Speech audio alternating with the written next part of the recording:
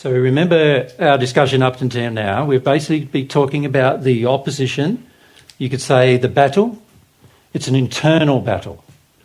It's not a battle you have with anyone else. It's a battle you have with yourself. Right? This internal battle between truth and error that occurs. Now, of course, on a larger scale, there is a battle between truth and error as well. There is good in the universe, and there is evil in the universe too, created by humans, the evil. But there's a battle there going on between good and evil. It's the same battle between truth and error. Right? So these battles occur, and for the most part, most people, once they're on earth, are usually well entrenched in the battle.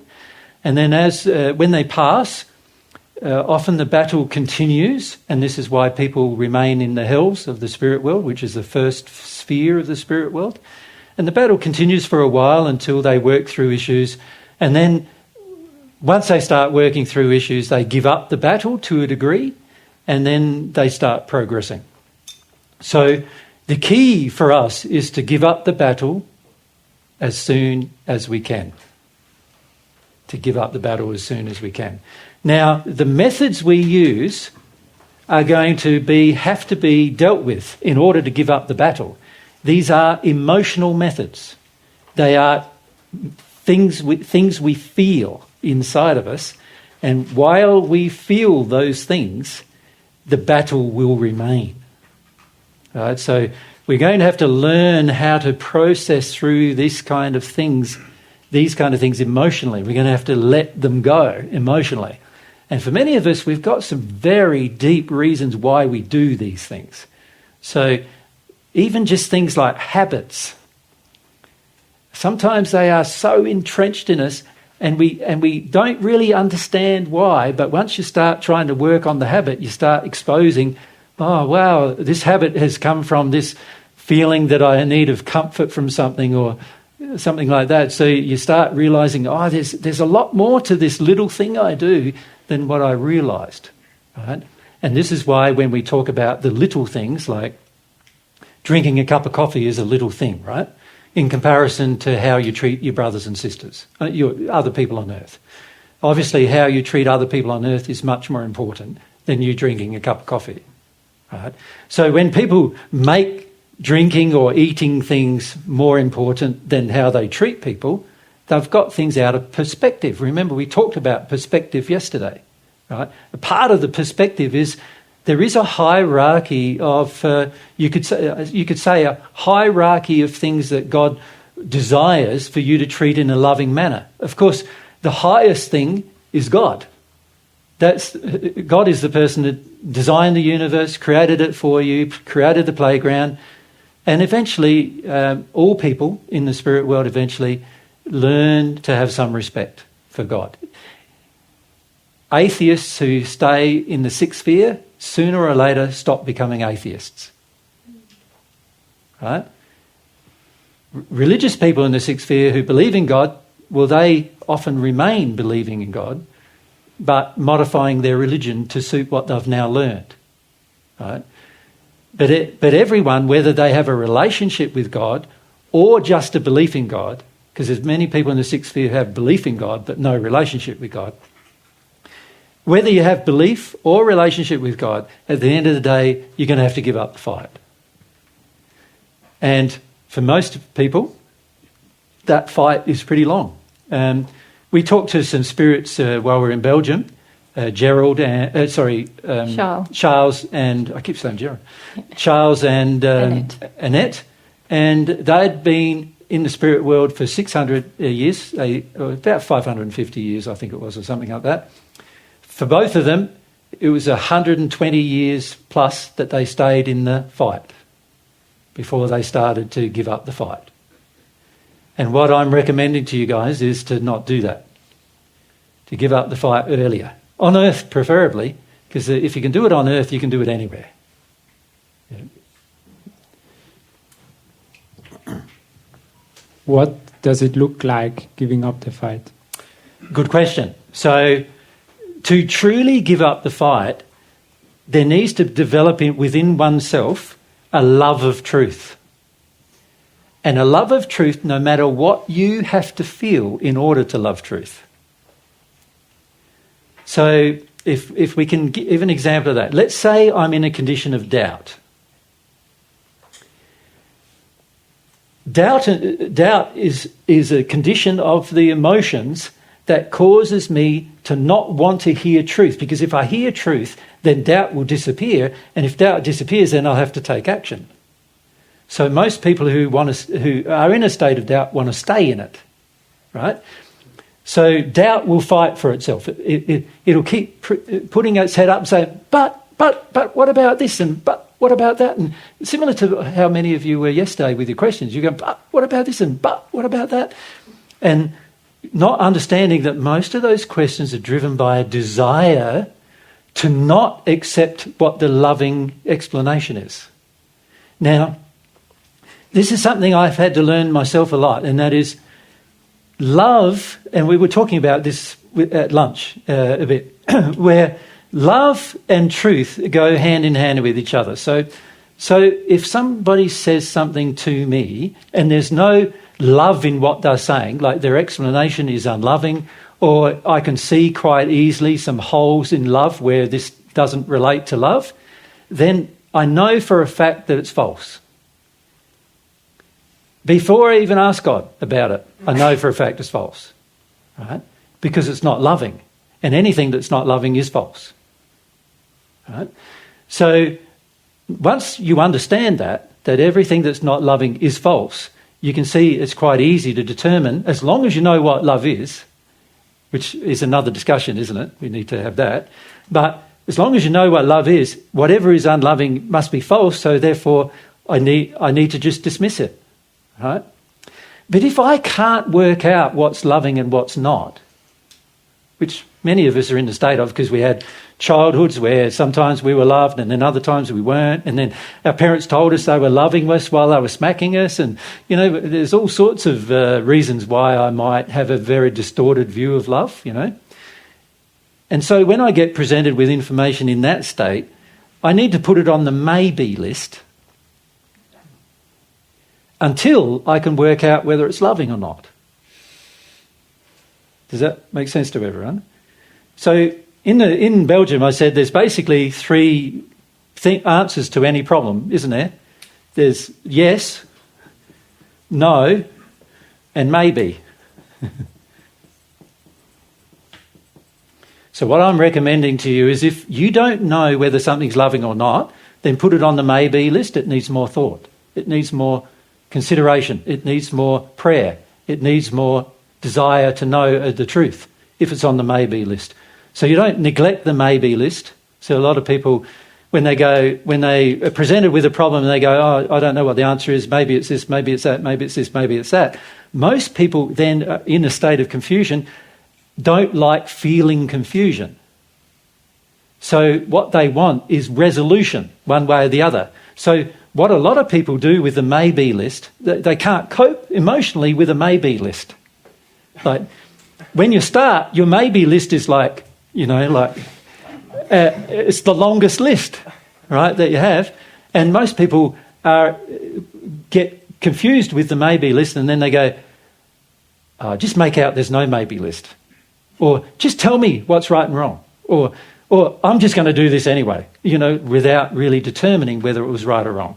So there are emotional issues that you face when you have a maybe answer, which are all about doubt, confusion, and these kind of emotions.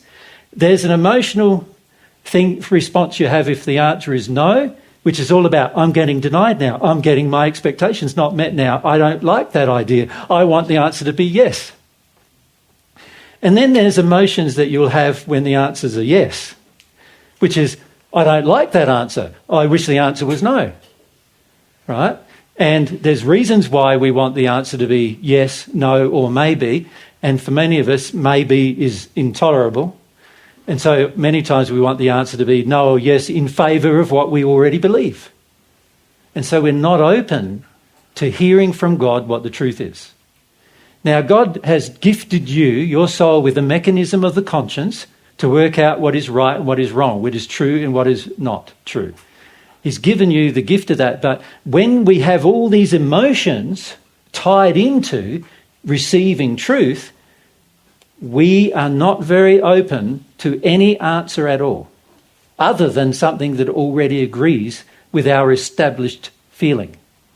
That's it. It's the only thing we're open to. Now, if I've grown up in Australia and you've grown up in Austria or in Germany or, in Serbia or any of the other countries that are represented here, you and I have very different views based on our socialisation of our upbringing, very different views about what love is. And it's likely that all of us are wrong about many of those things. And the beauty of having a relationship with God is God's never wrong. And so if you have a relationship with God, you can receive the truth from God because he's never wrong. But the key is, do you want the truth that badly that you're willing to go through any emotion that you might need to go through to get it? That you're going to be willing to go through any pain to get the truth? That's the attitude that needs to be had. Now, that attitude, I have talked to you, you've probably seen me talk to you about that before. That attitude is called humble. That's what humility is. The willingness to go through anything just to find the truth. That's what it means to be humble. The willingness to see and get perspective that you know very little of the truth as you are right now, compared to what God knows. God's infinite. He knows everything. He knows how you were created. He knows your intricate life experience. He knows far more than I know about everything. When I say far more, infinitely more than I know about everything. He knows infinitely more than you know about everything. So it would make a lot of sense to actually have a relationship with God in order to determine what truth is. But that's going to require you being humble. Now on earth, being humble, it's a very rare thing that I see a person humble on earth. In almost every seminar we have, there's barely anybody who's humble. Right? So don't be shocked when I say to you, you're not humble yet. Because it's a normal condition of earth. The reason why earth is so devoid of truth is because earth is so devoid of humility. Right? And you see it everywhere. You see it in society, you see it in politics, you see it in religion, you see it in, medical profession, you see it every walk of life you can imagine. There's a lack of humility. Right? And that closes us to receiving truth. But also, you can see that while we have these emotions, humility is going to be difficult. Because every time we're presented with an idea or thought that's contrary to what I believe, I'm going to want to get into one of these things to fight for the error. And that's the opposite of having humility. I want to get into rage. I want to get into anger. Rage and anger are power over my feelings. Right? Condescension is power over my feeling and making you feel bad while I get power over my feeling. Time is just, I'm just going to lay back and let time go past and hopefully things will change. Right? Doubt and confusion is, it's better to have doubt and confusion because then you don't have to take a positive action. You don't have to work out what love is and then do it. Right? Comparing, excusing, judging, minimise, these are all things we do, emotional things we do, that are all with the goal of supporting error. A person who loves truth doesn't do any of those things. Right? Any of them. You will get to the stage in your future, if you are desirous of that stage, you'll get to the stage in the future that you never experience any of these ever again. Ever. No celestial spirit ever feels any of these things. Now, there's plenty of times when a celestial spirit doesn't know something, because obviously God's infinite and he knows there's an infinite amount of truth to find out, and obviously every human, whether you're connected to God or not, are finite, and as a result of being finite, you're not ever going to know everything. But you're not going to be worried or confused about it, and you're not going to be in doubt that it can't happen, that you won't find it out at some point in your future. You won't blame God, you won't be judging other people, you won't be minimising your own condition, because your own condition's perfect now. There's nothing to minimise, right? You won't be in illusion and denial, you won't be excusing bad things, ever. None of our spirit friends do these things. None of our celestial spirit friends do these things. That's because they are connected to God, and God doesn't do any of those things. God knows everything, so God doesn't need to doubt anything. He knows that He created perfect you, and we, humans, destroyed, not permanently destroyed, you could say we tainted perfect you through experience, through desire, through our desire to skip away from God's and enter into a condition of sin. But these conditions are demonstrating that we are still in sin. Missing the mark of perfection, missing the mark of love. A person who loves does not do any of these things. Any of them. All right? Now, obviously, if we're in a state of progress, we've got to get from where we are to a condition of love. While we're in a state of progress, we may do some of these things, mightn't we? Because it's inevitable, probably, given that they're within us. But our goal eventually is to be perfect, and a part of perfection is not to do these things ever again. All right? And if you think of all of those things, they're all pretty uncomfortable emotions, aren't they? All of them. And this is our problem. We don't like feeling uncomfortable emotions. All right? Now, of course, none of these emotions are actually emotions that cause these things. They are all the effects of the denial of deeper things. If you have a look at the Belgian discussion, we talked about the deeper thing, which is sadness, grief, extreme grief. Grief is the thing that almost all of us cover with a multitude of things. These are all the things we do in fear. These are all expressions of fear. So you could say these methods. I'll just rub out the yes, no, maybe. These methods we're using to avoid truth are all fears. They're expressions of our fears. They're us expressing fear in the way that we've learnt to express it. Right? And fears, by definition, support error. So that's the purpose of these things, is to maintain the error. So we're okay understanding that? It's important to grasp this fundamental principle of your life for your future. If you ever wish to get rid of your error, you are going to go through a fight with your sin. And the first part of the fight is going to be a very thankless task of removing from yourselves all the methods you use to avoid your sin, which are all of your fears. You have to learn how to feel fear rather than do these things. That's the challenging thing to do. Yep. So, yeah. Just wanted to ask, what does the church mean by original sin?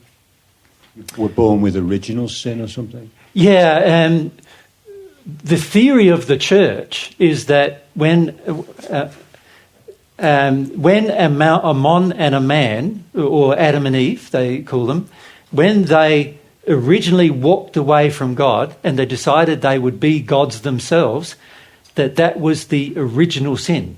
And that theory is actually true, that it was the original sin committed by the first human couple, the desire to walk away from God and walk away, and as a subsequent result, walk away from God's laws and become their own God, their own lawgiver. That was the original sin. So that's that you could say they began their fight with God by doing that, a fight with God's laws.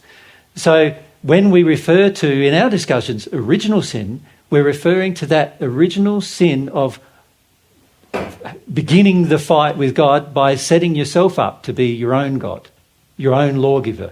Yep. Now, they then say that that original sin can never be rubbed out except through the blood of Jesus. That is untrue. Original sin is, we are all responsible for rubbing out that original sin. Because if we've imbibed an idea that we are our own gods and our own lawmaker, we have that original sin within us. And we are responsible for removing it. And no one's going to come along and save you from it. No one's going to come along and save you from dealing with that problem. Because it is a problem. It's a problem of perspective, if you think about it, isn't it? It's sort of like, instead of believing God is God, we believe we should be gods, all in our own right. And the fundamental problem with that is your laws will be different than mine.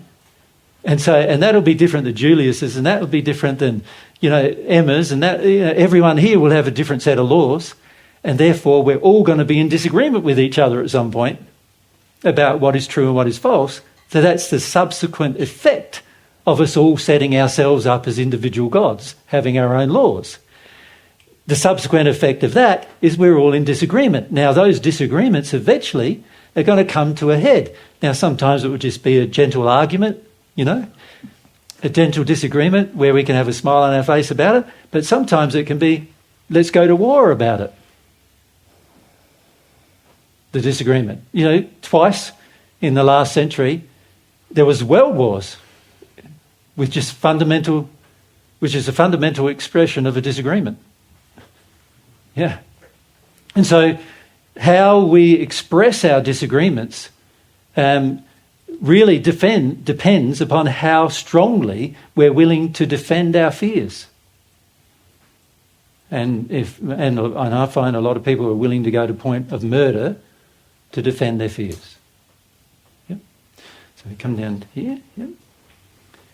And then here. I really don't like feeling fear. Join the club. Yeah. Yeah. And I prefer feeling sadness. Yes. I have this idea that if I'm humble to fear, I will reach a sadness. Yeah, how does it work that I can kind of feel sadness, but then I still have all this fear?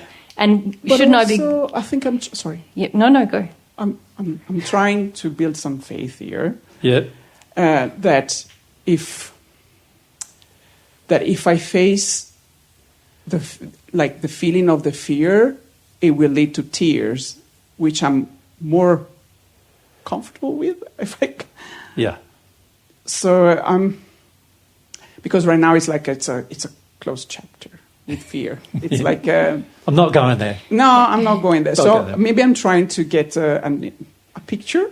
Yeah. Well, a lot of our questions are driven by the desire to say, surely there's another way. But let's talk about fear as a feeling, shall we? A general rule is that most women, in particular most women, are more prepared to feel sadness than fear. So the way our internal system works, and this is for everybody, so just rub out all those things. We don't like those sins anymore. We're not going to have them. So for most people, you could say fear is a feeling that we prefer to not feel. Right?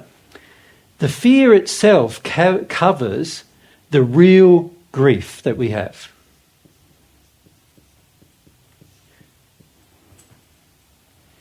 Now, if we are up here, higher than our fear, and this place is a place of, firstly, you see, we do a lot of things to avoid fear. we create addictions. And the purpose of the addictions is to comfort our fears. That makes sense to you? Yep. So we're created addictions to comfort ourselves so we don't have to feel fear. Right? When our addictions are not met, we go to anger. And a lot of people are uncomfortable feeling anger nowadays as well because it's been beaten out of you as a child not to do that. So a lot of people go quickly from anger to complete denial, of any emotion at all. Numb. You could say numb. Right? Which is a more preferred way that most people in modern society have to feel anger, particularly women. That makes sense? Women, you're taught that anger is not feminine, and so, you can't go there. So most women go numb instead of feeling anger. But even anger is an expression of when I didn't get my addictions met, and my addictions are there so that I don't have to feel my fears. Right? So we've got this sort of process occurring for the majority of us where fear is the thing I think is the problem. And I need to feel fear. Like fear is in most people now as a feeling, and there's a lot of reasons why that is the case. The major one being that we were belted or treated violently as a child whenever we had grief, and so we learnt to be afraid of it. We learnt to be afraid of truly experiencing grief. We talked about this a bit in Brussels, didn't we? Because we talked about the lengths people will go to avoid grief. Right? Like if someone starts crying in this, like let's say a child starts crying in a plane. Almost everybody there starts doing what? Projecting at the child. Shut up, can't the mum shut her up, put a dummy in its mouth, give it some food, shut the thing up. You know, there's so much projection of emotion at the child having a cry because the average person on earth has a huge amount of grief and they don't want to be reminded of it. Right? And a child crying reminds them. And so they just don't want to experience that. They don't want to feel it at all. Yep. Is it related? Yes? Let's... No, just go back one. It's just, I want the relation first. Yep. Is it possible to feel the grief straight away? And does it remove the Well, that's the question you just really asked, isn't it? So in a different way. So this is what I'm answering. So let's keep going. Now, if this is the way we've constructed ourselves, our inner world, which it is, then can you see that if I don't get my addictions met, I will revert to anger. But if I meet my addictions, it helps suppress my fear. So for most people, this is the state of comfort. Isn't it? So for most people, addictions mean comfort.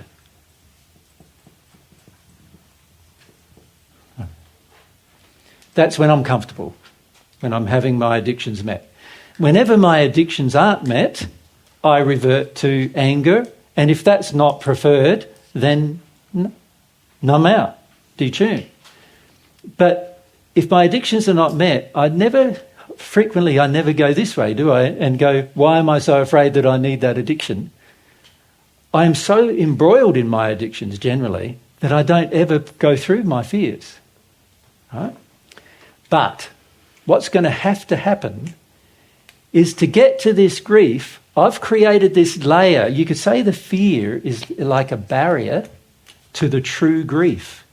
So the fear has created a force field around your grief. That's the thing you're protecting, your grief. And your fear has created a force field around it. So, if I'm going from my addiction to my grief, am I really dealing with any grief? If the purpose of the fear is to force field around my grief, I can't really be getting to grief. I'm just giving myself the illusion I'm getting to grief. You follow? Yeah. So for many women in particular, what happens is, see, most men are terrified of grief. They'll admit that. And they never go there, and they'll do a whole heap of other things. In their fear, they will do their addictions, and if they don't work, they'll go to anger. And men are really good at anger, usually better than women because we've been allowed to be better women at it and so we go there more frequently. But if anger doesn't work, we go into all sorts of things. All the things we listed down here, like doubt, denial, illusion, Intellect. intellect. Men just, they're like gymnasts with managing their grief. You know what I mean? Women generally are not like that. Women have generally their addictions and their terror about their grief. And so most women find that they are more comfortable with grief, but not the grief that they're really terrified of. And because usually there's been violence associated with this grief of some kind, either emotional violence or physical violence or sexual violence associated with the grief, they have a layer of terror around their grief. Could we also add there that often women find it harder to deny that there is sort of That there is intense grief. emotion within them? Yeah. Men have been socialised more to just sort of really deny it, but often women, as we start to talk about these things, they feel the emotions start to stir up, and then it triggers more fear, if you like, than the men. The men are often like, yeah, no worries, I'll engage with this with my intellect. But in Belgium, what happened was a lot of the women were like, I can feel things now, and whoa, this is freaking me out.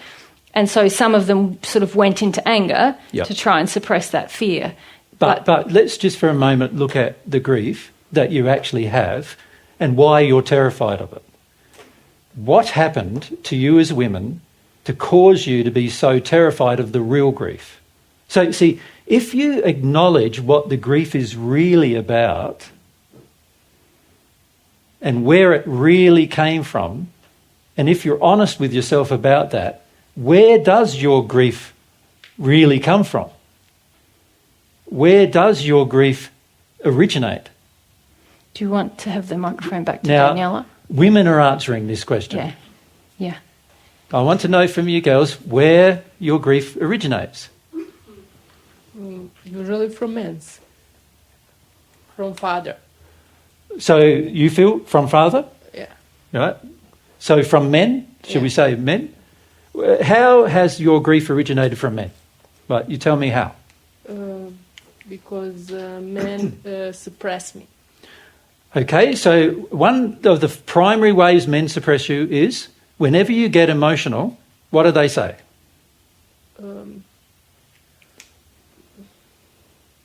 It's, I don't know, different things. Like, I cannot...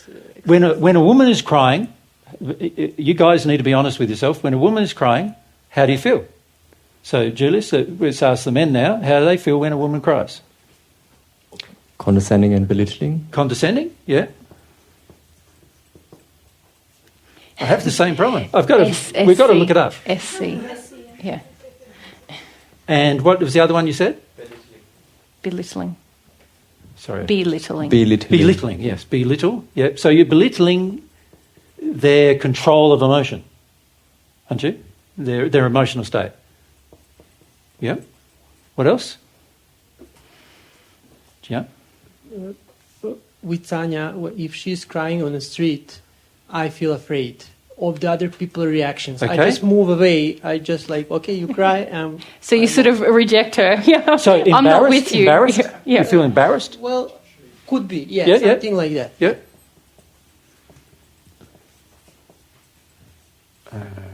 Yes. Yeah. Yeah.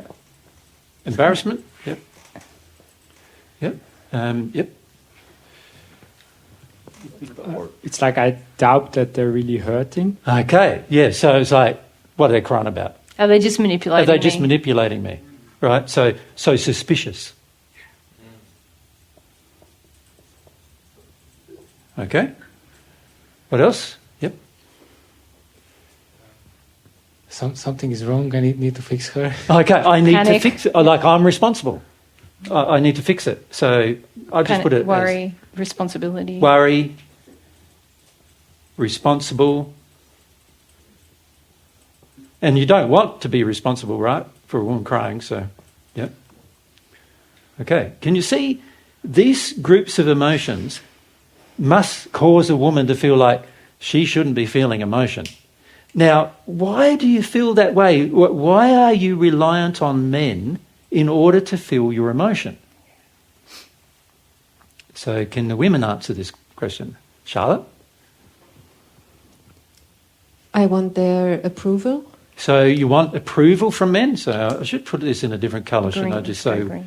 these are women, the women's feelings. So you want approval? Yeah. Go up the back, thanks. And then Olga. Yeah.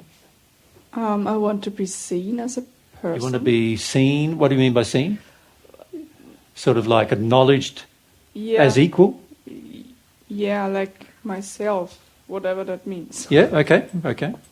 Well, that's fairly open definition, but Olga, you had? I want to feel secure, Secure. This safe. is safe, secure. This is a big thing for women. You can understand why, because in history, and we're talking now for thousands of years, unless a woman had a man in her life, she was not safe from rape, from abuse.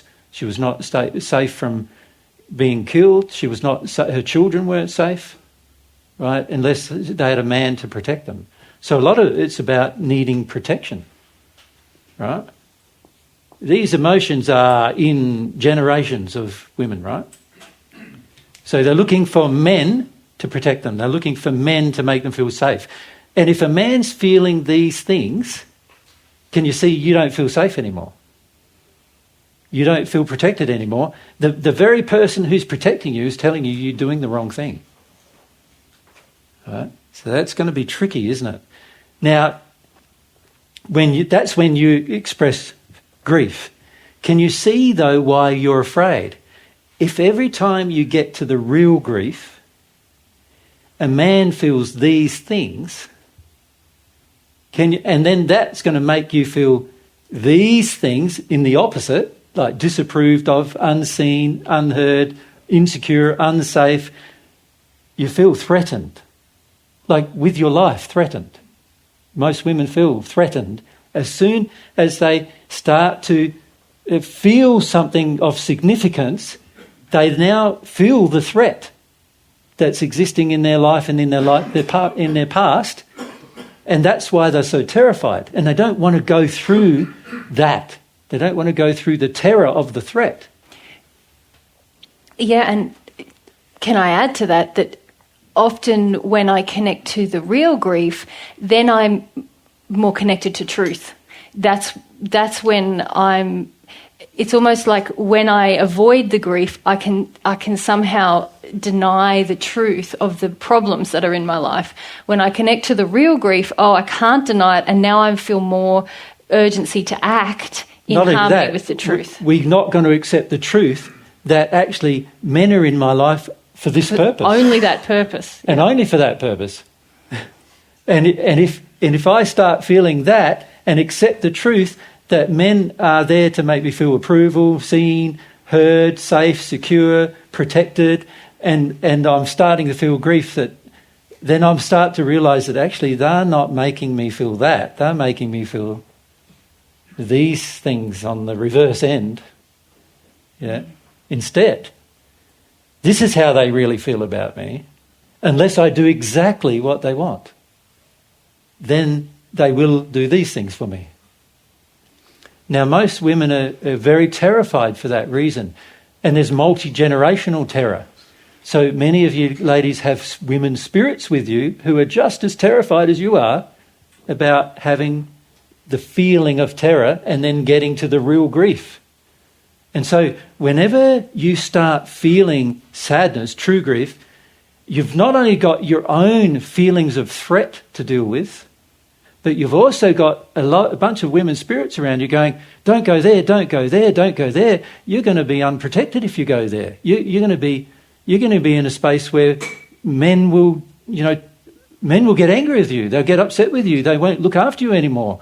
So there's a lot of pressure on women on earth to not feel their real grief. There's also a lot of pressure from men to not feel the real grief, because once you feel the real grief, you'll realise the average man is actually like this towards you. The average man is condescending, he is belittling, he's basically embarrassed whenever you have an emotion because he doesn't like his own emotion. He's basically suspicious of you, and particularly sexually suspicious of you, right? And the average man doesn't want to be responsible for your feelings either. And he may worry, but his worry is projected as rage at you generally. And so the average man doesn't feel very good about women. And so the more you grieve, the more you realise that, and it becomes more and more difficult to not at some point realise that this is why you're terrified. Now, it's been interesting at home because we've had the opportunity for the last couple of years probably, haven't we, where we've met with a group of people, the same group of people for every week for it must be 4 or 5 years now. In that group, the women are starting to have breakthroughs about dealing with their terror, about men and how they view men and how they see men and everything. And it's really interesting to see the change, because as they do that, they soften up emotionally, and they soften up emotionally enough to ask God for love, and some of them start receiving love as a result of that. And the more love they receive, the more aware they become of how men have been manipulating, particularly their fathers, have been manipulating their life. And the more aware of that they come, that is triggering even a bit more fear, and then they've got to feel some fear as well. And so they're learning how to feel their terror through that process. Does that make sense? But for most women, you're not going to get to the real grief until you feel some of these fears of the disapproval, the feeling that you're invisible. In most families, mothers do so much work, like cooking, cleaning, looking after the kids, running things around, doing the functional things, that everybody, including their own children, eventually don't see how much work they're doing. As a general rule. And so even becoming a mother, which most women have been taught from babies, is how to be a real woman. And yet, even after they've done that, they end up being completely unseen and unrecognised. And you look at society. Does society really recognise even the role of a mother? How important it is to society? Not really, because for most part, if you're asked, what do you do? And you say, I'm a mother, most people go, oh, that's very uninteresting. Yeah. So there are a lot of reasons why women are terrified. Some of them are historical and some of them local, like current. And for most women, they would prefer to never feel it.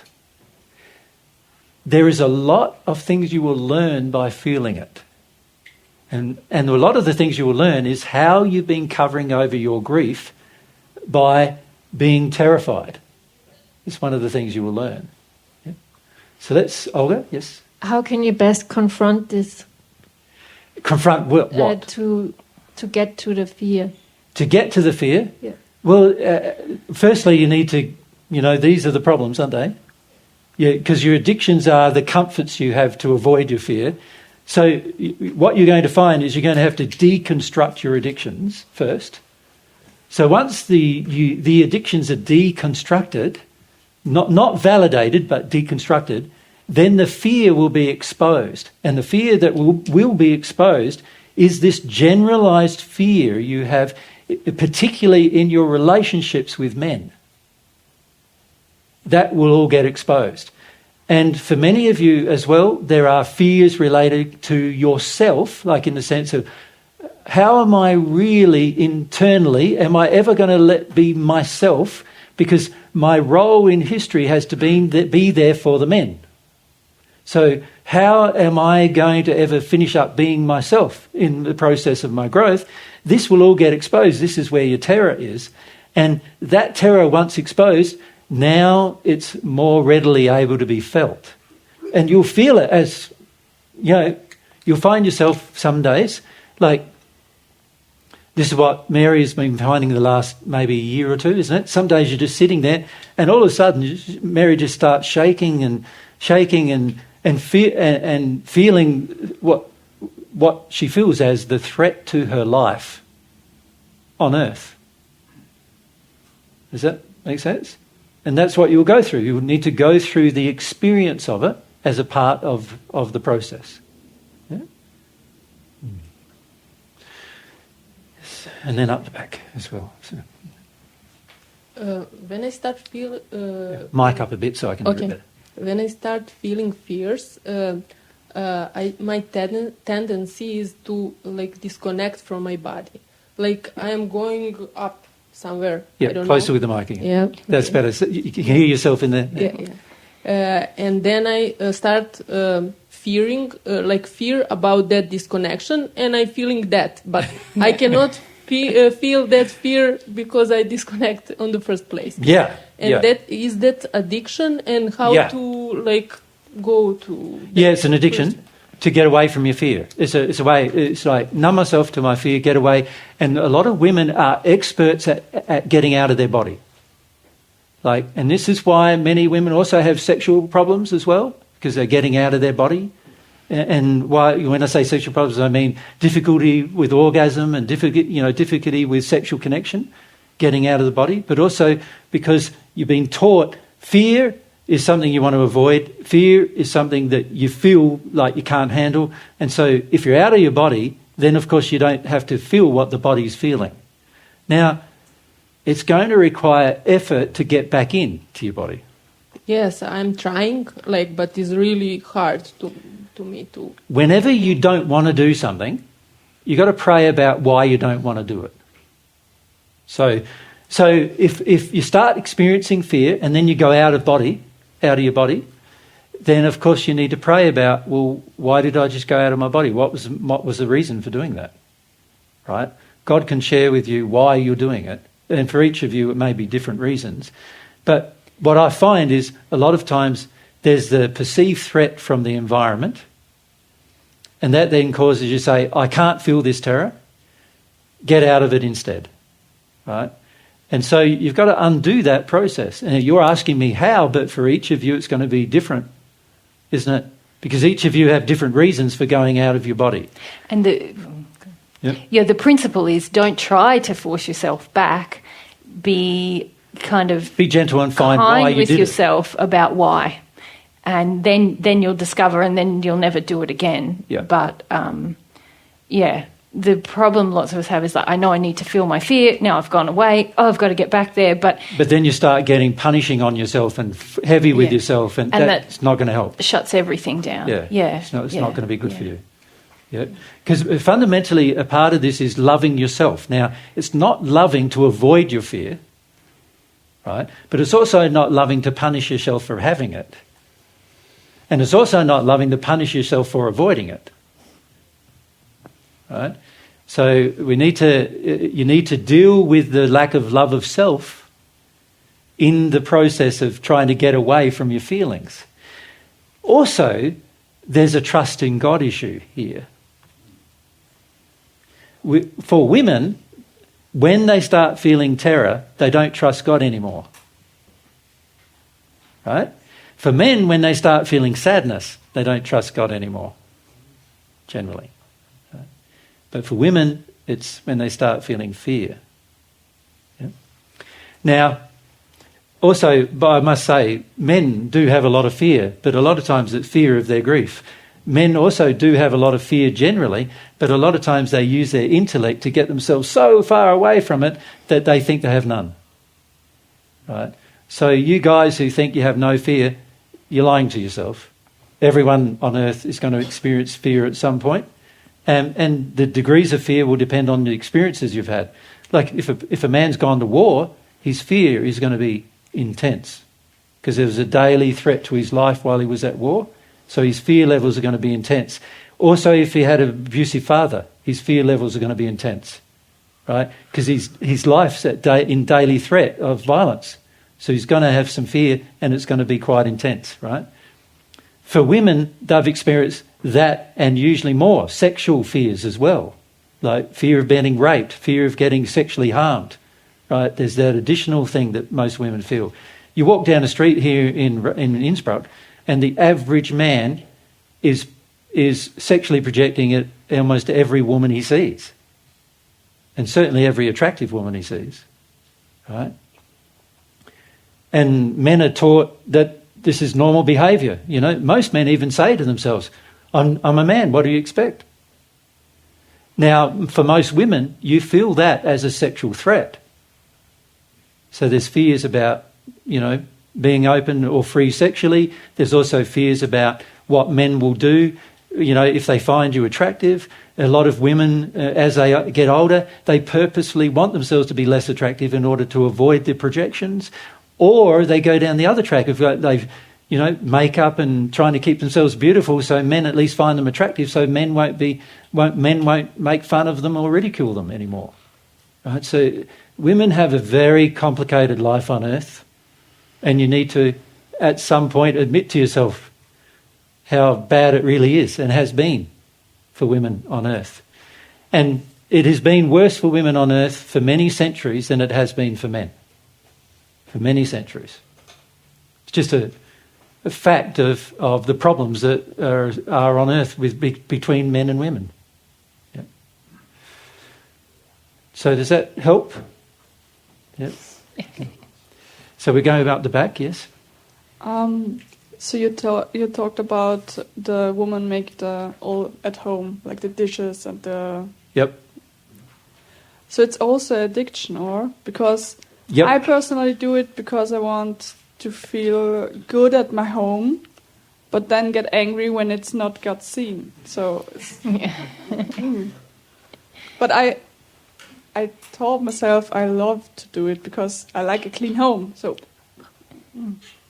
Yep, and the reality is a lot of men don't take personal responsibility for their space, particularly their home space, and so they do expect women to do it. And if the woman doesn't do it, the men starts projecting disapproval and starts feeling like you're not a very good woman, and they start looking for other women, and so that makes you feel very unsafe and insecure. And so there's a lot of reasons why women have the addiction of being a homemaker. The reality is God didn't create you to be a homemaker. He created you, remember, you're half of a soul too, by the way. He created you and your half to find their true passions and desires and also find their personality and nature and be that. And there's no homemaking in the spirit world in the sense of, no family you're going to have to care for there. There's no children to bring up there. Your life having children is over once you leave this earth, right? And when I say having children, I don't mean bringing up children, because there's heaps. There's 200 million children who die every year on this planet, and they have all got to be looked after, right? So you'll have children, but they won't be yours. You won't be addicted to them being yours. And so the whole homemaker thing is certainly an addiction for women, but why do women do it? A lot of times it's because the men have expected them to do it for centuries, and that's how they get the sense of their worth, right?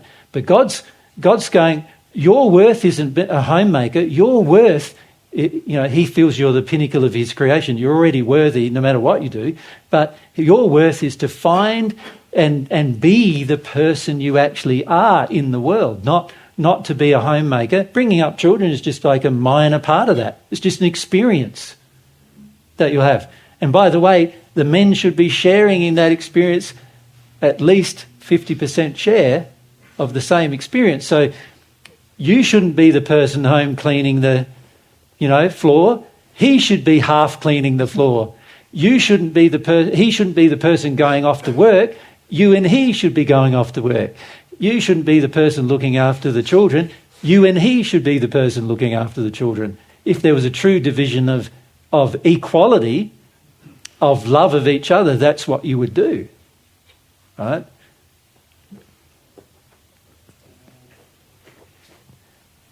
So when I acknowledge that addiction and let it and feel Yeah? all that comes up, You can see there's fear there, isn't there, of if I change this,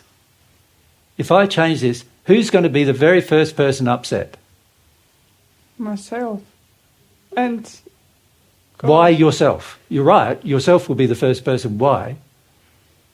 because I'm not loving, because I do. Well, there's the perception you're not.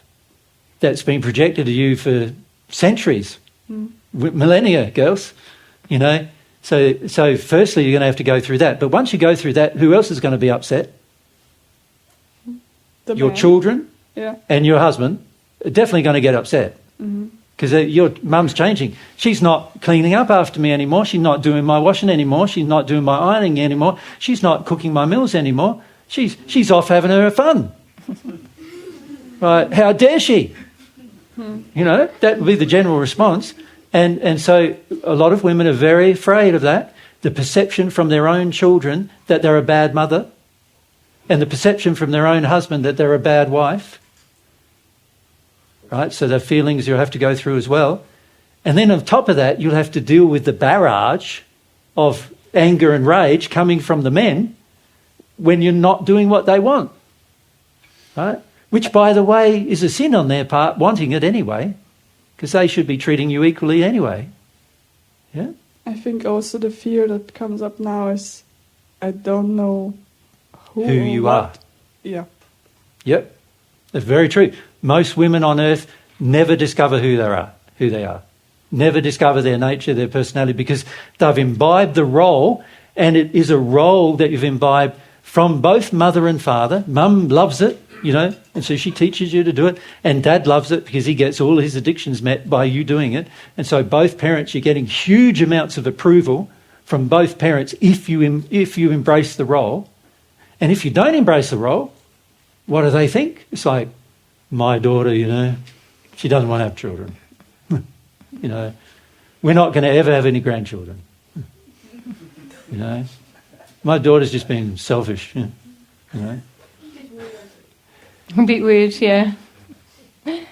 Yeah, she's She'll strange. never be She's gone fulfilled. nuts, you know. She's lost perspective on what life should be.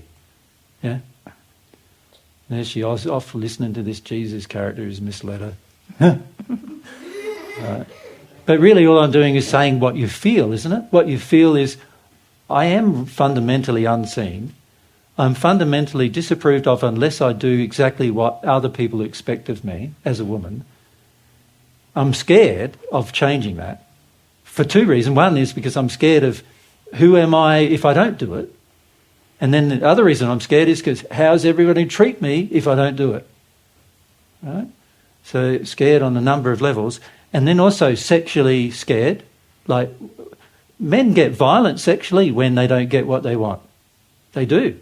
That's why there's more men rapists than there are women rapists, right? There's more men committing child abuse than women committing child abuse, sexual abuse, I mean. Right? Why is that? Because men get really upset when they don't get what they want, and particularly what they want sexually.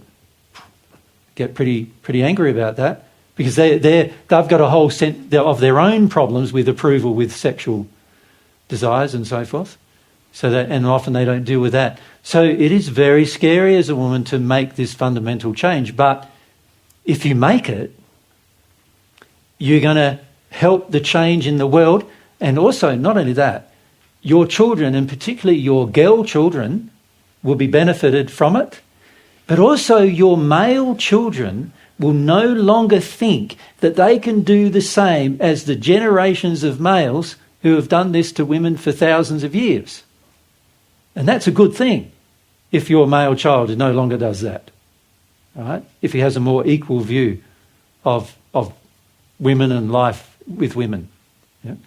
So there's a lot of good things that will come from it, but it does require going through the terror, dealing with the addiction and seeing me being a homemaker is an addiction, and dealing with that addiction and going through the terror that you have of being anything else.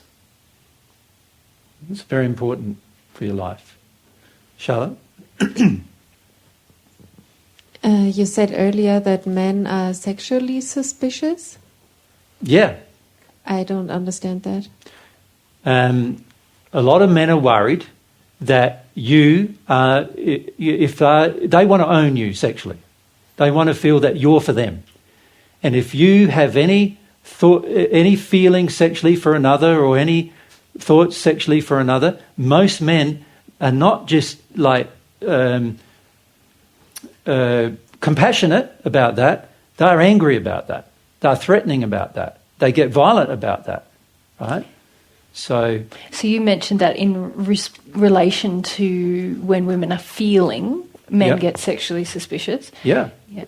Because if you start feeling that actually the man you're with doesn't love you very much, and actually his behaviour would demonstrate that he doesn't love you and care about you very much, his behaviour is expecting that you serve him, and you start feeling all of these things, are you going to be attracted to him more or less? Less. The less you're attracted to him, the more his sexual addiction gets triggered. So you're no longer interested in taking him to bed, right? He still wants to have you in bed, but you're not interested in him much anymore because he's treating you unlovingly, and you're recognising that and acknowledging it. So he's going to start feeling like he's neglected sexually. And most men do one of two things when they're neglected sexually. They get angry. So either get angry with the person they're with, or They leave, they leave. which is also probably from anger, isn't it? Yeah. Yeah. That's right, it's from anger, yes. Yep. Yeah, And thank you. so you no longer will be safe or secure anymore, right? So that you can see what goes on dynamically. But a lot of men will do that, and because they treat their women as if they own them. Like, even your soulmate, you don't own. You're two halves of the same soul. You don't own each other. You are each other. It's not the same as ownership, right? So a person who has an attitude of ownership is in error, but a lot of men have that attitude, and that's because they've had millennia, thousands of years of owning women like cattle. They've treated women like cattle. They did. They barter them. They go, you're worth 5 cattle. They still do it today, right? You're worth 5 cattle. You're worth 10 cattle. That's my dowry, right? What I'm worth. That's what I'm worth. And men, they don't talk to the women, do you want to have a relationship with me? They talk to the woman's father, because the woman's father owns her, right? And this has been history for thousands of years. And not only that, it's still current. In many countries today, it's still current, where there's this bartering system that goes on where, did you ask my father for permission to marry me? Yeah. What the? Father doesn't own the daughter. Those of you who are married whose husband did that, it's common. Why would you even think of asking her father? That indicates some pretty bad feelings about women. But most men think they're innocent of all of that, right? But when the woman has feelings of her own, most men get panicked. It's like, I want you to have my feelings, right? So men have a lot of issues with women being themselves, including women letting themselves have grief, and including women just having fear. Men have a lot of issues with it, and that's one reason why you're so afraid of it, of having those feelings. But also, if you give up your addictions to be a homemaker and a cooker and a cleaner and a mother, what's left? Who are you then? You've been taught for hundreds of years, generationally, that that's your purpose. And that's not your purpose, Mary and I, we're one soul. It doesn't mean that her half of the soul has the purpose of bringing up children. Her half of the soul has the purpose of cooking and cleaning for me. Right? I have a responsibility to do all of those things for myself. If I want to have children, I've got to play my proper part in bringing them up. no woman should ever have to have 50% of her life, all of her life dedicated to bringing up her children. At the most, it should be 50% of her life. Right? At the most. At the most. At most. Because the other 50% should be the guy who's doing the same thing, right? And also, children would be far more independent far sooner if women didn't have this addiction to Correct. being the mother.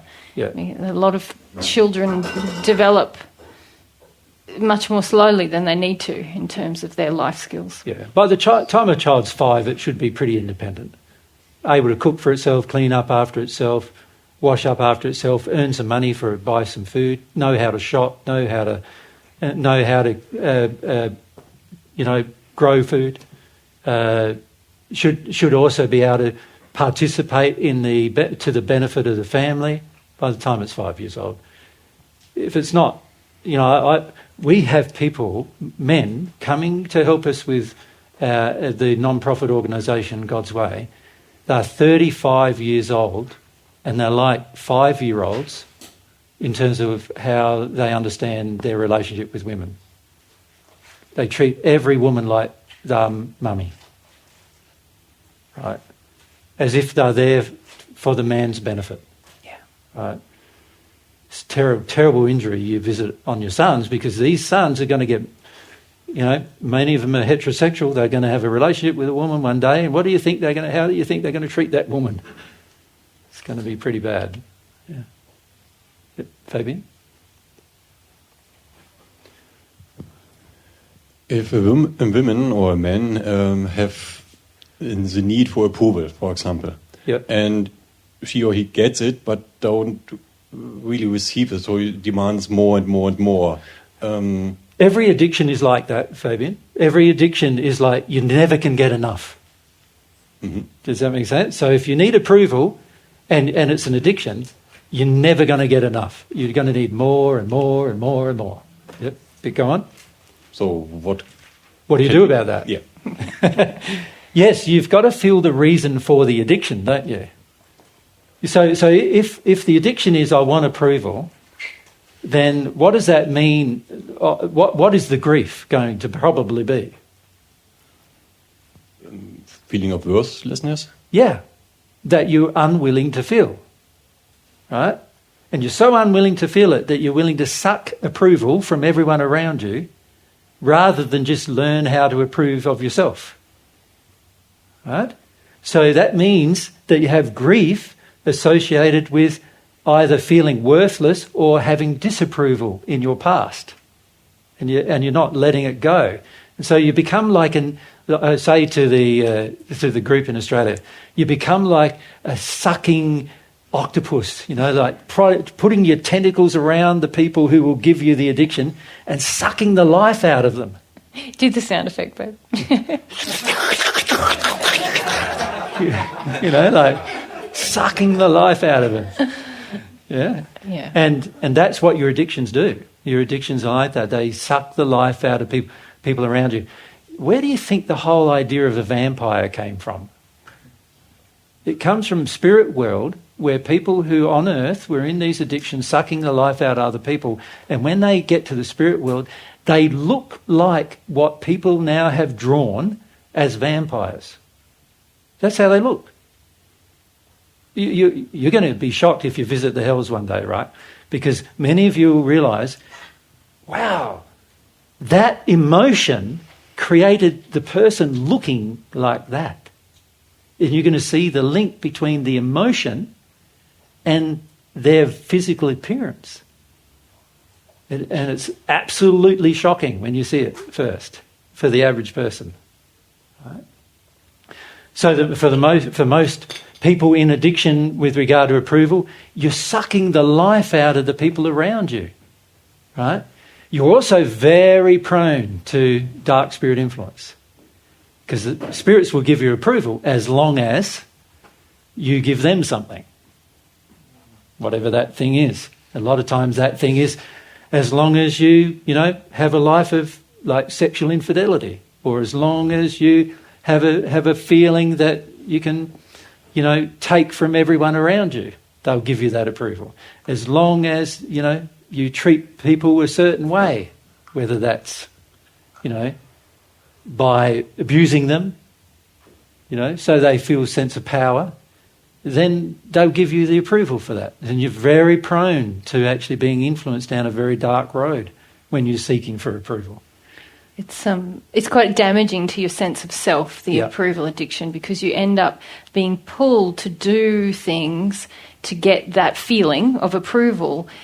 But if you're not careful, you've done that so much in your life that you can't tell what your real desire is anymore, because you're just so motivated to get the external feeling from people, and so then your reason for acting becomes based on their desires, their wants, what they will, the barter. If you do this, they will give you the approval, but you can get to the point where you can't really understand, well, what do I want to do it, or is it just because I get that feeling? So you lose all sense of your own will. Yeah. You don't understand how to use your own free will. I see that a lot in kids now, because there's so much kind of encouragement, quote unquote, and approval given for everything, that kids become very addicted to the external approval rather than having their own sense of, I achieved something, or I was interested in that and I followed that desire. So now they get, participation awards, isn't it? Now that's teaching staff and parents avoiding their own emotions about their own approval in their own childhood by giving their children constant approval for everything the child does, and the child learns after a while that anything it does it should get approval for. And in the end, there's a lot of things you do you shouldn't get approval for because they're wrong. But the child doesn't ever learn that. So they end up doing a lot of things that are quite bad, but they get approval for all of it. And in the end, they also end up being adults without any will. The only will they have is if they get approval. So they don't create good things unless they get approval for it. They need another person. They can't do it themselves. They need, it's like me saying, I want to go and teach divine truth in the world. And then I go, but I need approval. How's that going to work? I know that everybody who's confronted in truth hates it. How's it going to work that I'm going to get approval? So you can see I might have a desire to do it, but if I need approval, I'm not going to do it.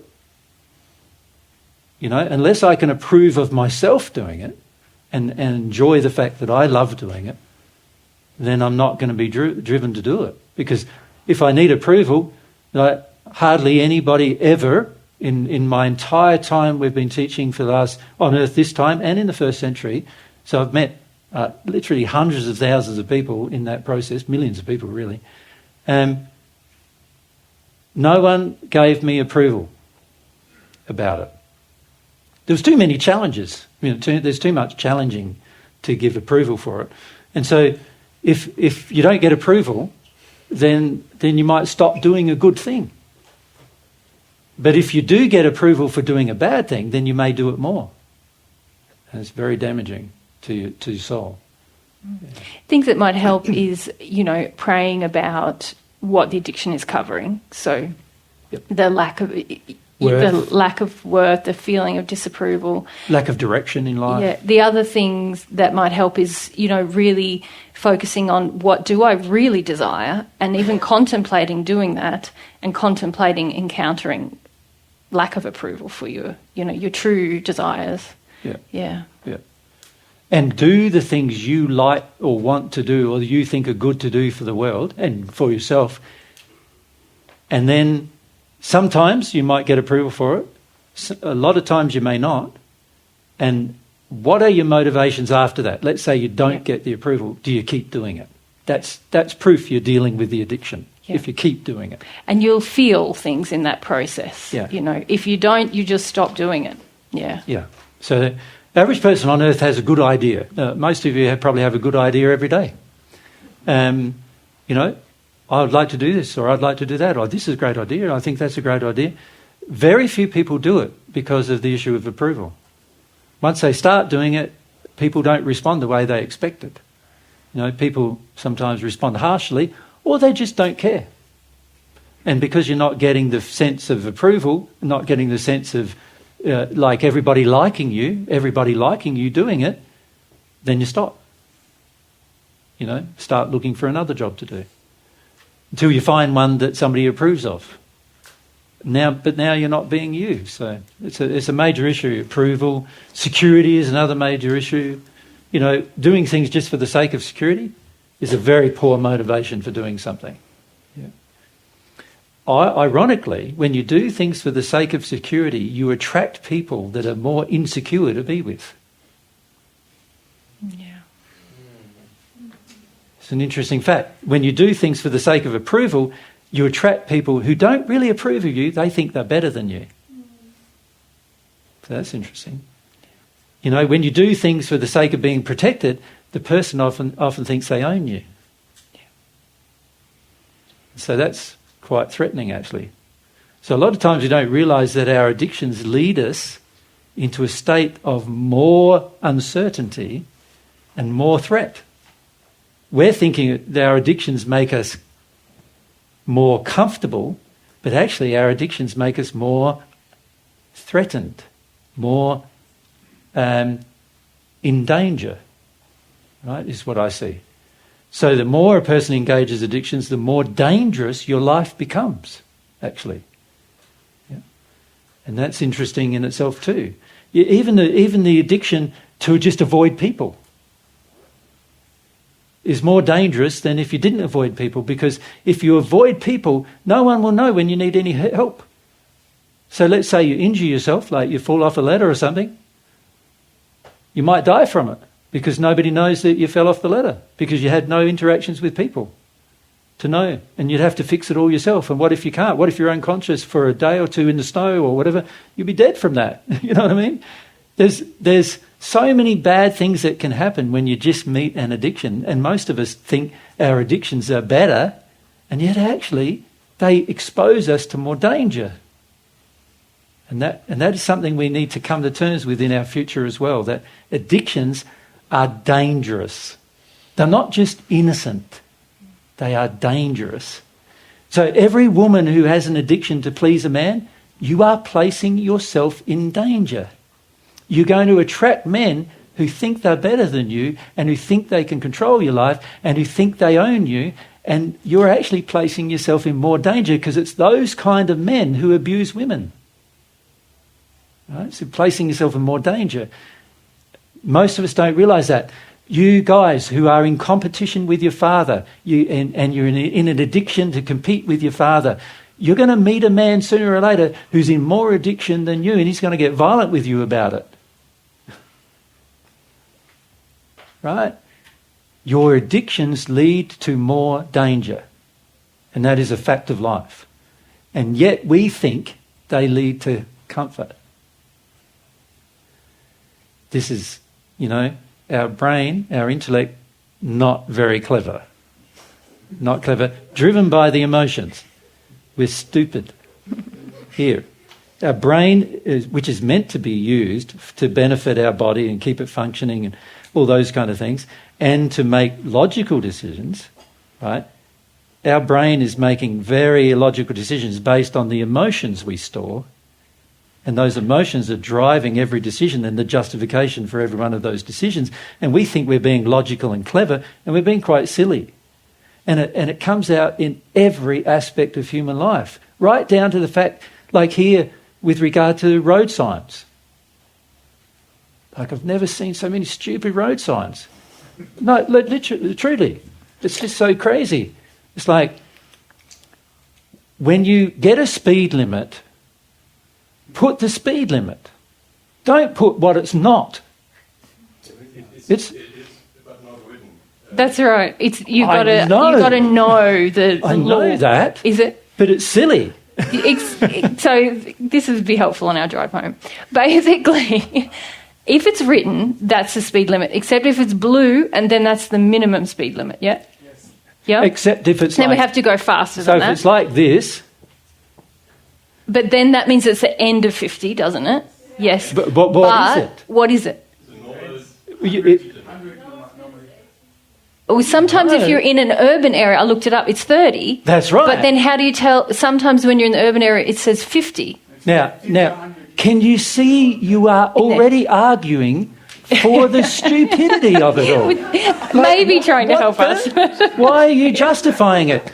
Like, the easiest thing to do is if you're going to put a sign up, just put what it is, rather than put what it's not. So when 50 ends, put what it is instead, yeah. So if that's 50, that's 50. And if the next sign says 30, then that's 30. I know what it is, not what it's not.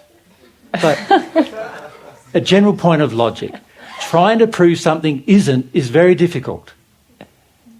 It's a general point of logic that the majority of Earth does not understand for some reason. But it's well known in scientific processes that proving that something doesn't exist is very difficult. Proving it does is much easier, right? Same goes with your signs. Just make them what they are.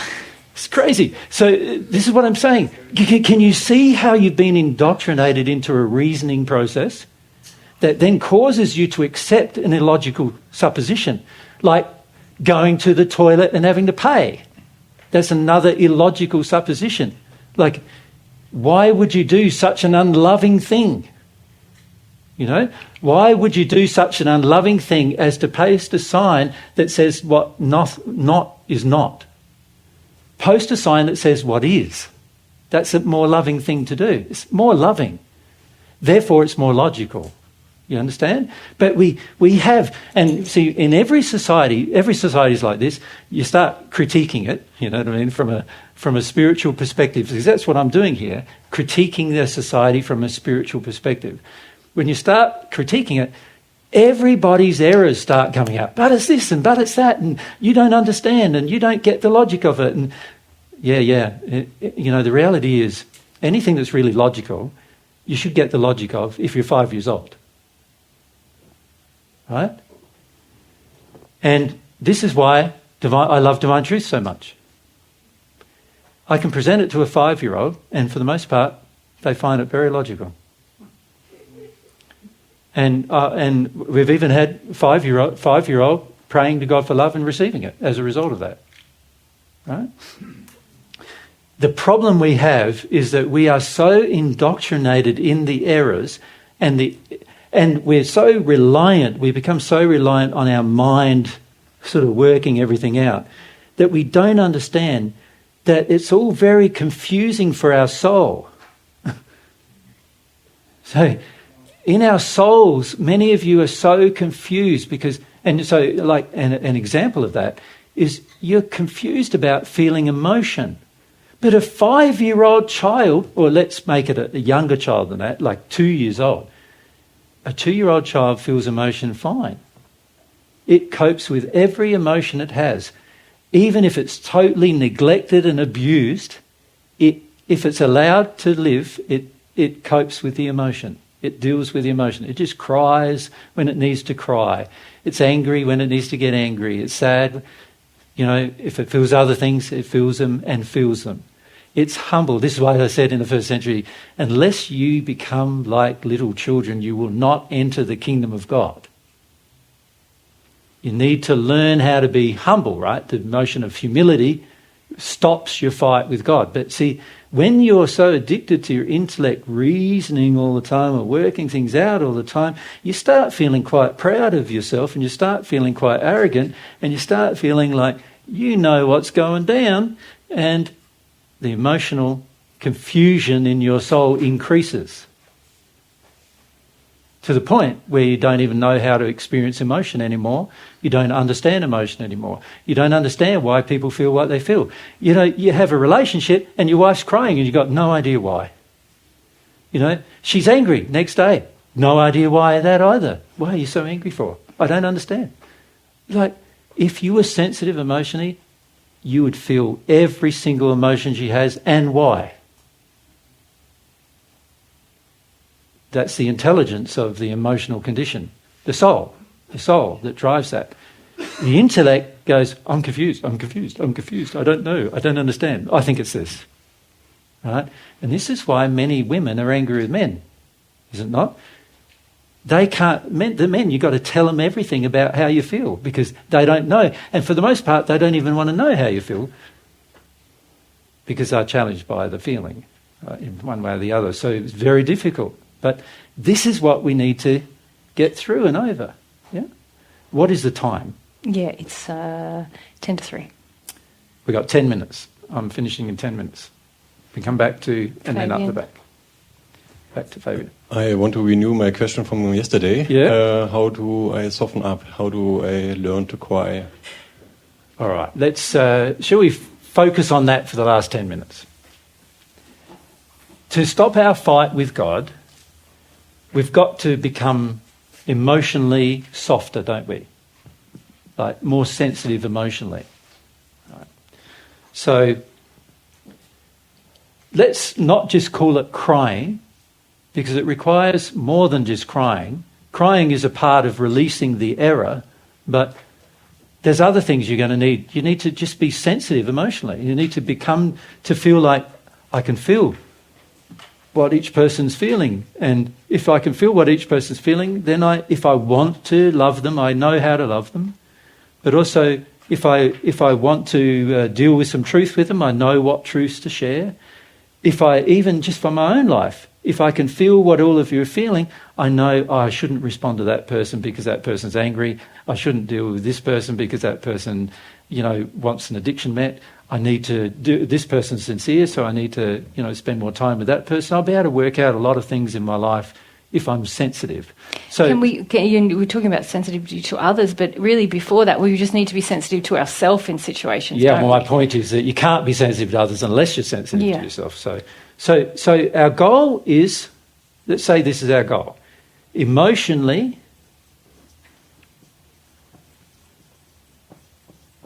sensitive. And are we saying within that we can feel? Well, in that we can feel our own feelings, we can feel other people's feelings, we know what those feelings are, we can identify the feelings, we feel the nuances of feelings, the specific little details of that feeling or where that feeling came from. There's a lot, there's a lot in being emotionally sensitive. It's really beneficial, actually.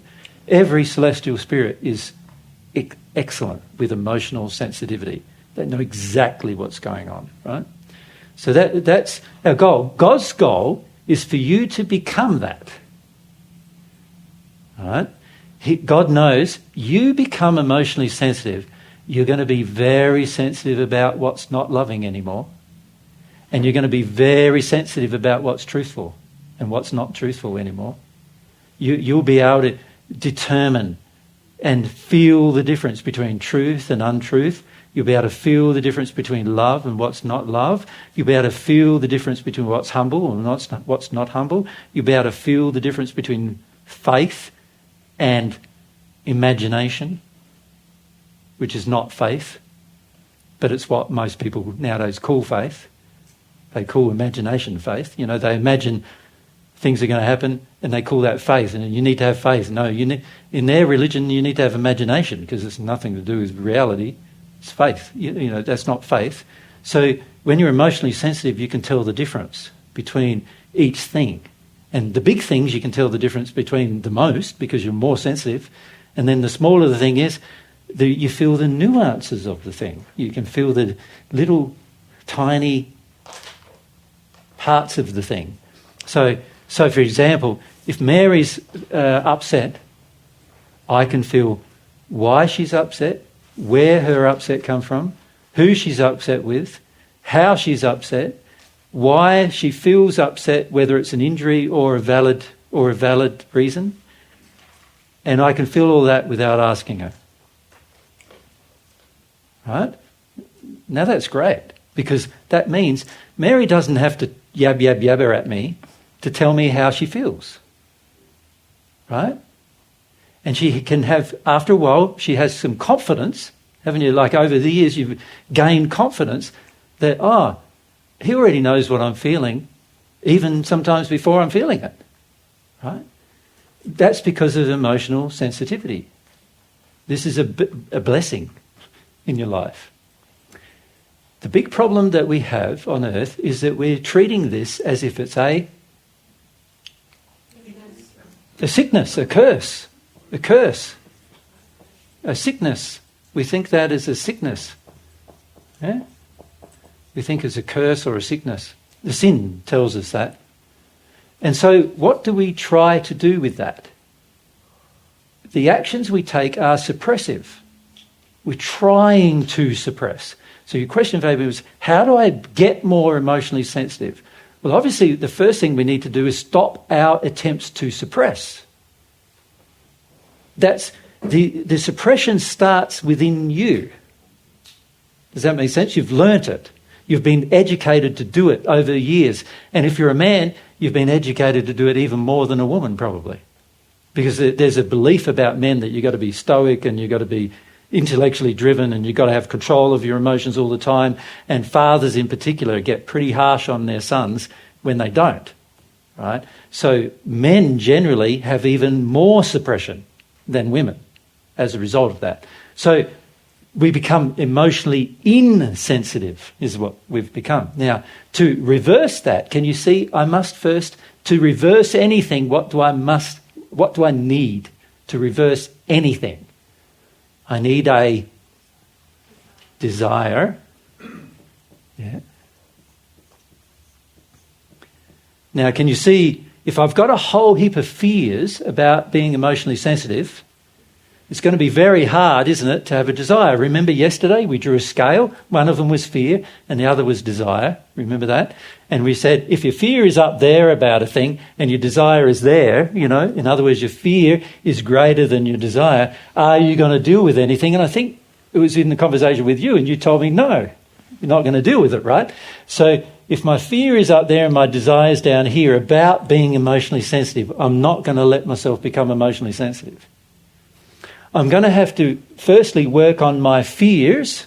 So my desire will have to first work on my fears to lessen my fears. And to lessen fear, the only way to lessen fear is to release it by feeling it. So I'm going to have to feel fear. So that's the very first thing. I'm going to have to exercise a desire to feel fear so that, and in particular, the fear of being emotionally sensitive. In 2016, I think, we did a series of assistance groups, and I think it was the second one, where we talked about the global problem on Earth. And the global problem on Earth is being terrified of that. Terrified of that state. Being emotionally open, having emotion, is a terrifying thing for most people on Earth. And there's a lot of reasons for it, and to be honest, you could be talking for a week about the reasons, because there's all family, society, education, there's all sorts of reasons. But it doesn't really matter what the reasons are, really. What matters is you reverse it, right? That you allow yourself to see this is one of God's goals with you, because God knows if you're more emotionally sensitive, you'll also be more sensitive to love. You'll also be more sensitive to truth. You'll not be numb anymore. You're not zoning out anymore. You're not intellectually driven anymore. You honour emotion. You value it. At the moment on Earth, emotions are not valued. They are suppressed through medication. They are not valued, right? So half of the medical industry is just about the suppression of emotion. Most of the drug industry is about the suppression of emotion. Like we are now prepared to go to the lengths of modifying our own DNA in order to suppress emotion. That's how extreme our desire to to suppress emotion is. So we're going to have to develop a desire to do the opposite of that. Now, that you can see is going to be a work in progress, isn't it? You can see that it's going to take some pretty major effort to reverse the trend, firstly in ourselves. And so my feelings are, deal with the reasons why you're so afraid of being emotionally sensitive. Deal with the feelings you have about why. Sensitivity to emotion feels so terrifying to you. Now, you will find in those fears there will be things like, I've been taught that I can't handle emotion. I've been taught to believe from my own childhood that if I have emotion, it's the very worst thing you could have. Any sad emotion, any negative emotion is the very worst thing you could do. I've been taught that it's silly, stupid to have emotion. I've been taught that it's weakness to have emotion. I've been taught that the better course of action is to suppress the emotion as a proof of my power over emotion. I am taught that when I have emotion, I am not powerful. I am weak. Now, all of these teachings, which all of us have had at some point, and usually in our childhood, have caused us to detune from a soul quality which is emotional sensitivity. And it's one of the primary soul qualities that God designed us with and wanted us to develop.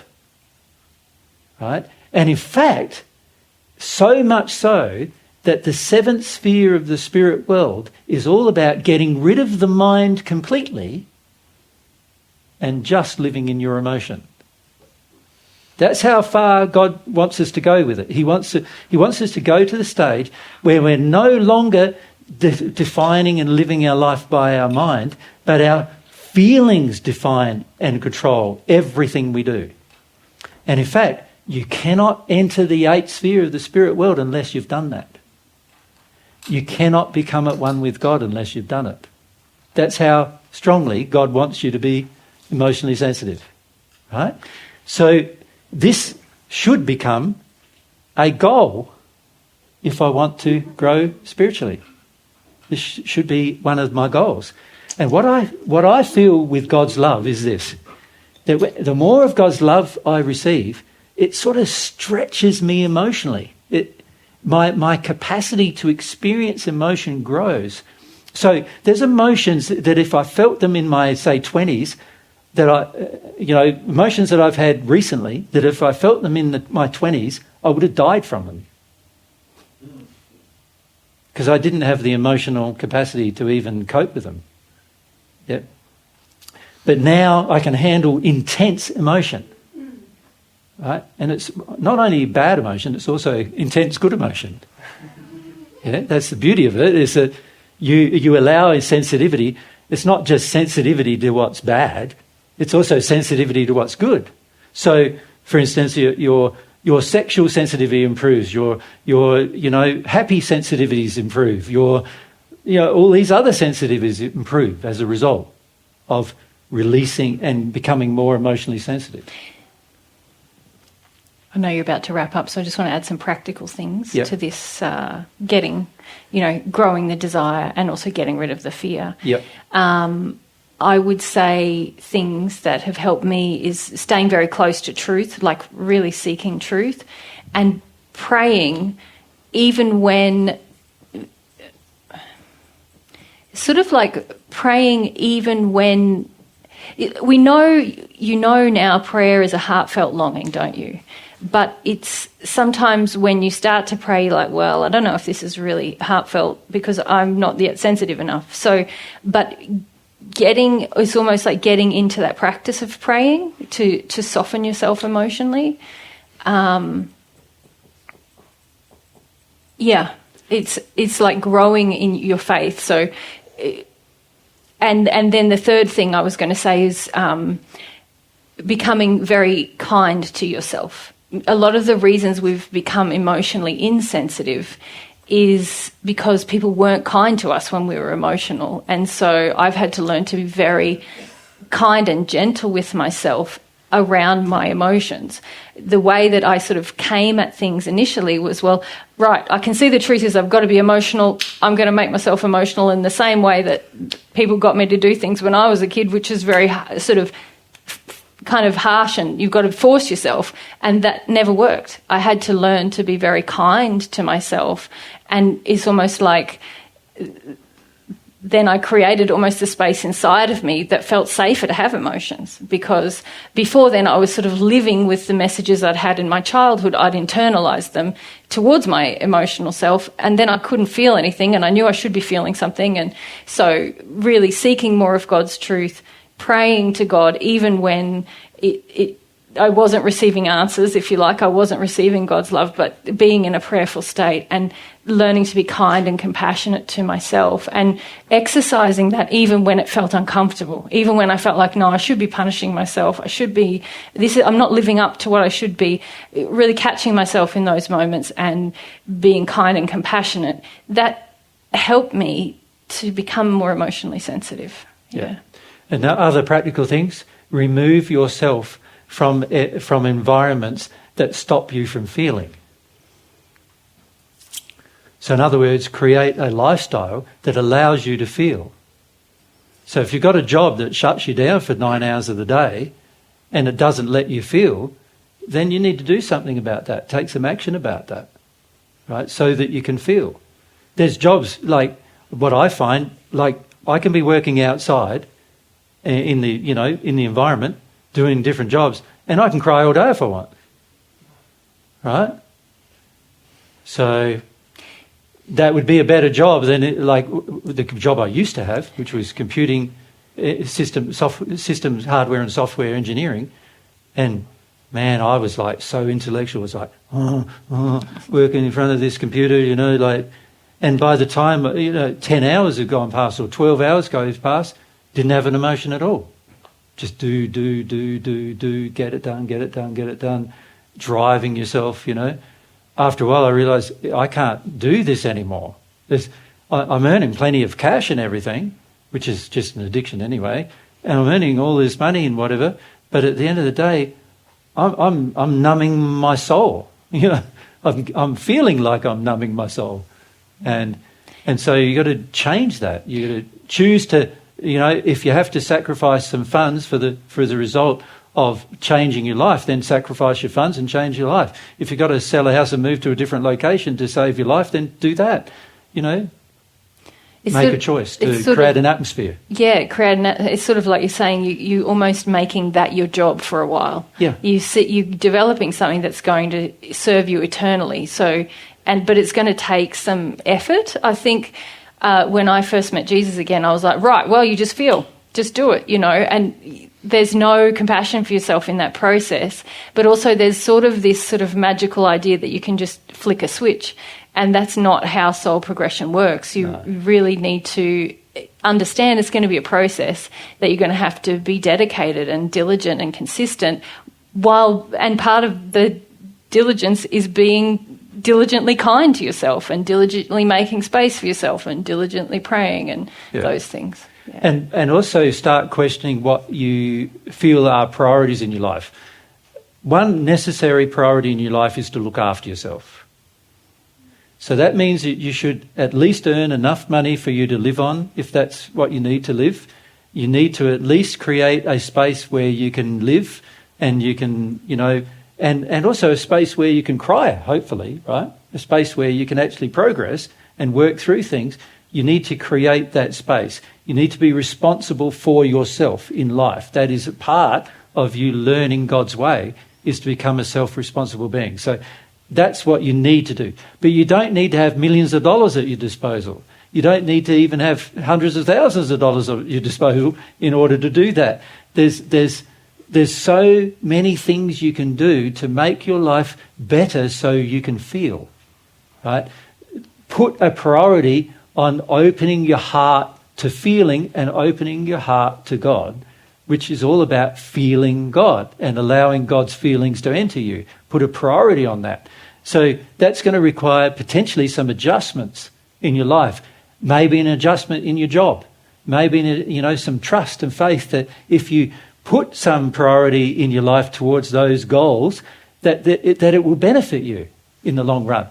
See, what I found was by the time I was 33, so I was an electronics engineer, software programmer, hardware engineer, networking engineer. I was doing that from the time I was 17 years of old to the time I was 33. And then I continued doing that even after I started progressing emotionally until I was 40. But the last 7 years of it were very difficult because it zoned me out of what I was trying to do. And I didn't realise it. I was trying to build an empire at the time. When I say an empire, it's just a little empire. I wasn't interested in ruling Austria or something. It was more like an empire of 10 or 15 houses, income coming in, so didn't have to work, that kind of thing. That was my motivation and my goal. And during that phase, that 7-year phase, when I started getting my priorities right, I sold off all these properties. I eventually got no profit from them because of how I sold them, because I knew I just had to quit everything, fire sale everything, and sort out my life, fire sale everything, sort it all out. So by the time I was 40, I was ready to face some substantial emotional issues in me by that stage, even though when I was 33 I was completely numb. And I was completely numb. If you had to ask me what I was feeling, I would not have been able to tell you what I was feeling for almost all the time. I wouldn't have been able to tell you what I was feeling. And I was certainly numb to other people too. I didn't know what they were feeling. In fact, most of the time, I was totally confused as to why people were doing what they were doing. Had no idea. I used to sit down and try to work out what they were doing and why. During that period of time, some people wanted to have a business with me, and I went into business with them. I was a director of the business, and they went through all of this stuff, and they eventually stole the whole business from me, right? And not only stole the whole business, but all of the things I bought in the business before they came a part of the business, they stole all of that as well. And I was totally confused as to why. I didn't know they were capable of doing it. But see, if I was emotionally sensitive, I would have known. Would have known straight away. Now I know straight away. As soon as a person comes on and says they want to help, I go, you can't help me. You've got this issue, that issue, this issue, that issue. You can't help us.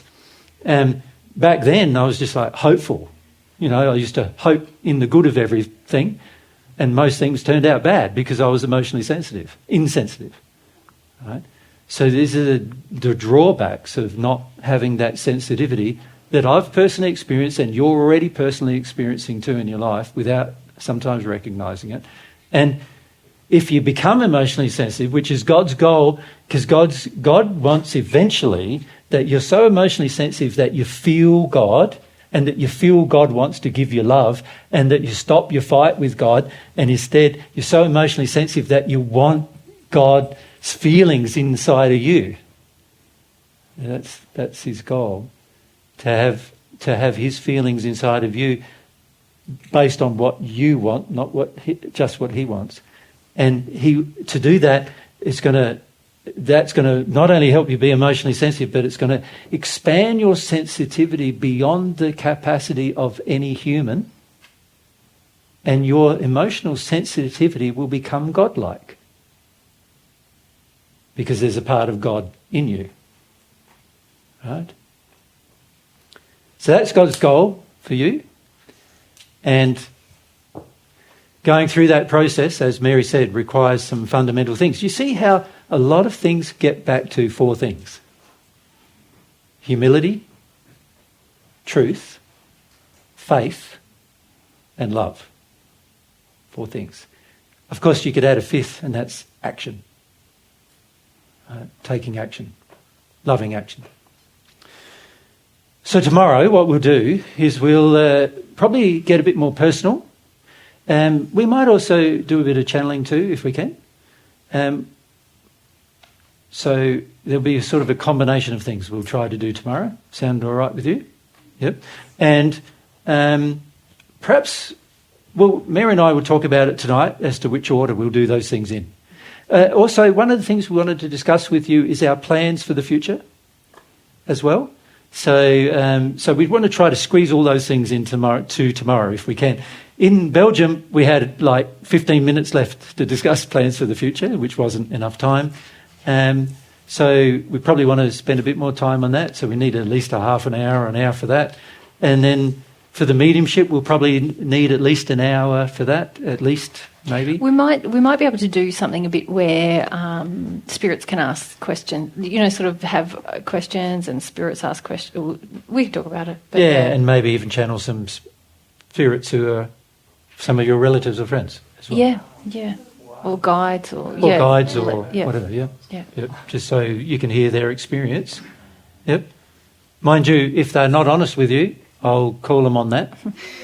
Because just because you pass over, it doesn't mean you start getting honest with everybody about your experience, right?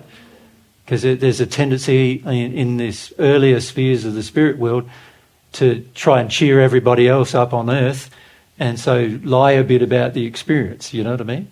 So we'll have to maybe deal with that as well. But we'll see how we go tomorrow. But we'll probably try to allocate... So if we can start again at 10, is that all right with you guys?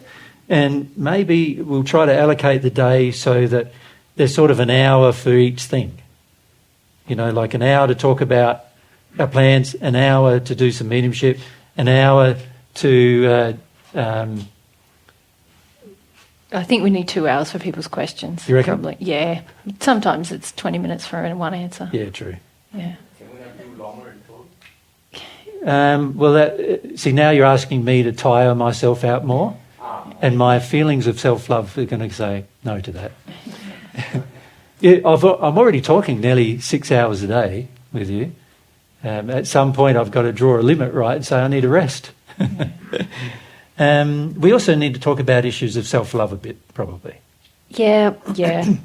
And maybe we can do a bit of a lightning round with some of the questions people have already written. Yeah. Where you give brief answers, maybe. Yeah. And then... So maybe if you can write some of your questions down that you've thought of up to now, and we have a look at those, and the ones I can answer very rapidly, I will sort of quick-fire rapid answers, and then the ones that require a bit more attention to some detail, we'll try to give them some detail. But we want to try to fit all of those things in tomorrow, so we'll see how we go. Our goal is probably to finish by about this time, about 3 o'clock tomorrow if we can, if we start at 10.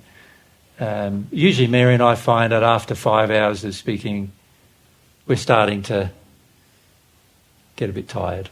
Yeah. All right, well, thanks for your time again today. Yep.